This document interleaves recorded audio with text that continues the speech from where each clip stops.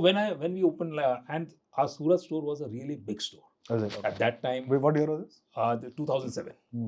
So I remember when we opened the store, I was there on the first Sunday, and I was in 67 to 2007. You're only in Mumbai, is it? only in Mumbai. 40 years. Yes. Wow. So Mumbai, तो I think. तो 250 करोड़ आप सिर्फ मुंबई से करते 2006 में. Yes. Wow. That's 11 stores. Wow. Okay, sorry, you were saying. So we went on that first day. There was because we had placed a full page ad. There was a lot of consumers who walked in, and most of the consumers were not buying. They were just seeing and all. So I bumped into a few consumers. I asked them. They said, "Your store is very good. We are liking it, but how can we trust you? हमको TV लेना है.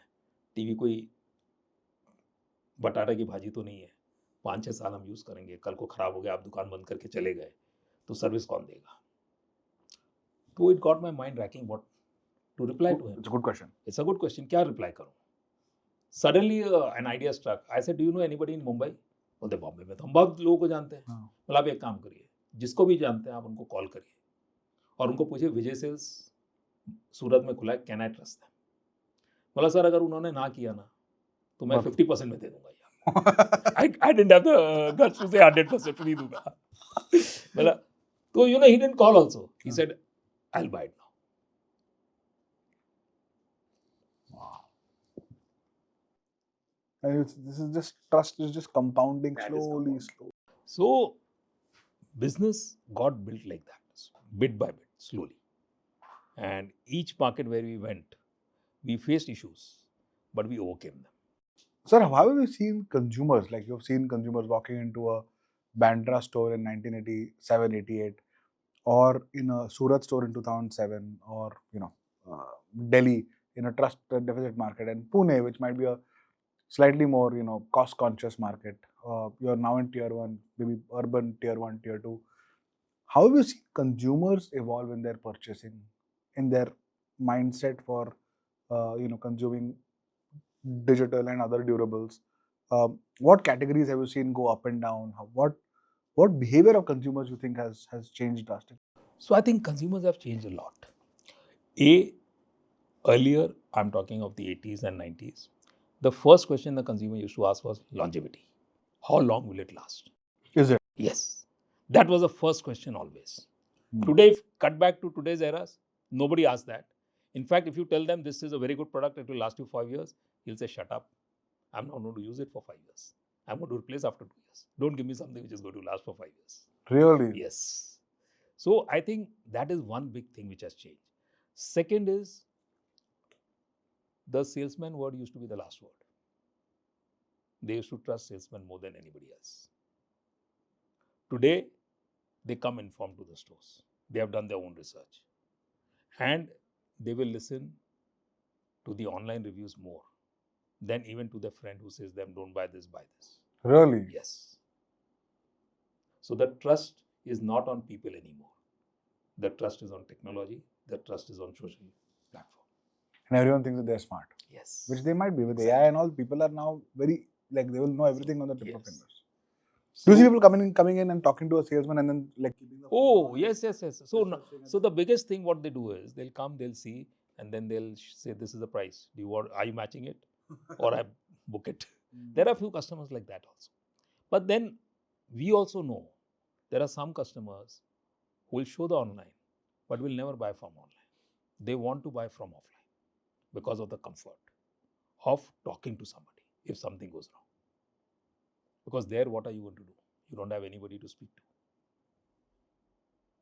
So one is this. Second is, in those days, buying on EMI was a taboo. Is it? So in fact, if somebody bought on EMI also, he never used to tell. खुस होता था. कोई बोलता नहीं था कि मैंने EMI में खरीदा है. So I'll tell you, all these finance fintech companies came in now, offline as well as the fintech companies. So in those days, all retailers used to do self finance.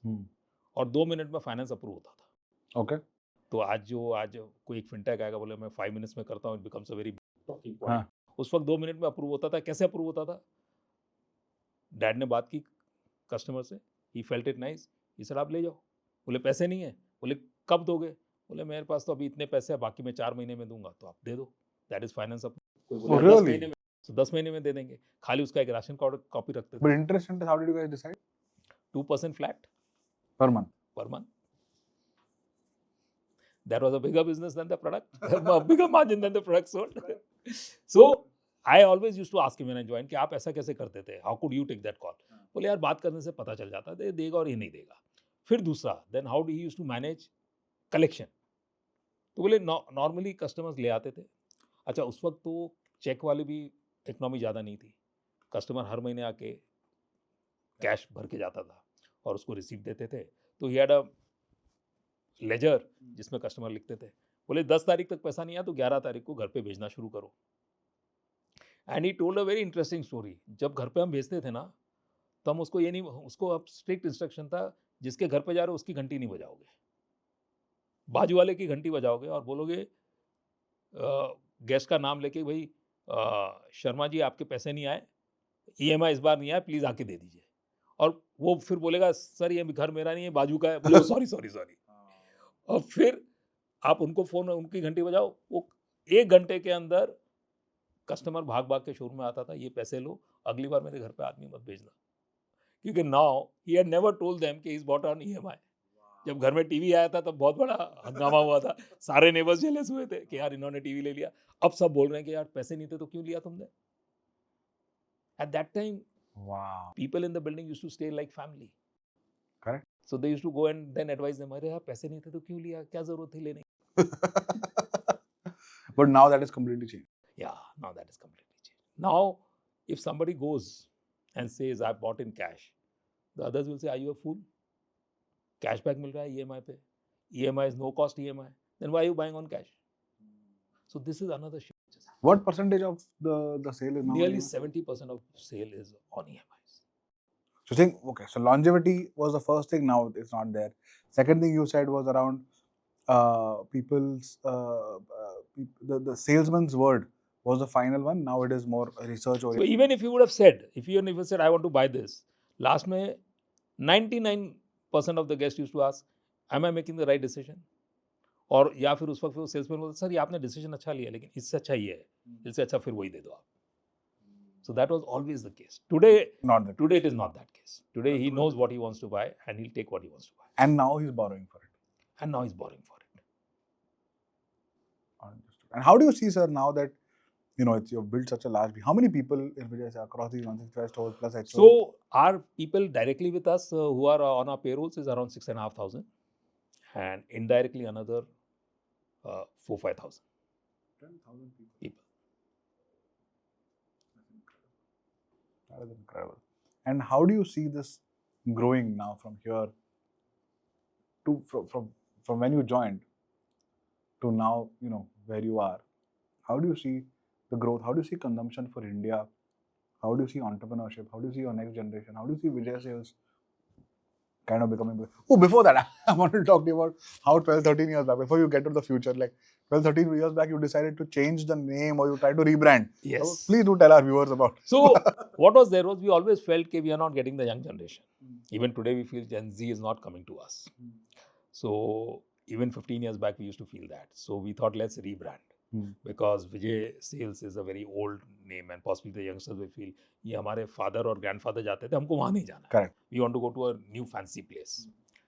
So we called for a few agencies to give us a pitch. So everybody came and gave them a pitch. Then one last agency which was to come, he came and he said, I have not got the pitch, but I want to understand why you want to do that.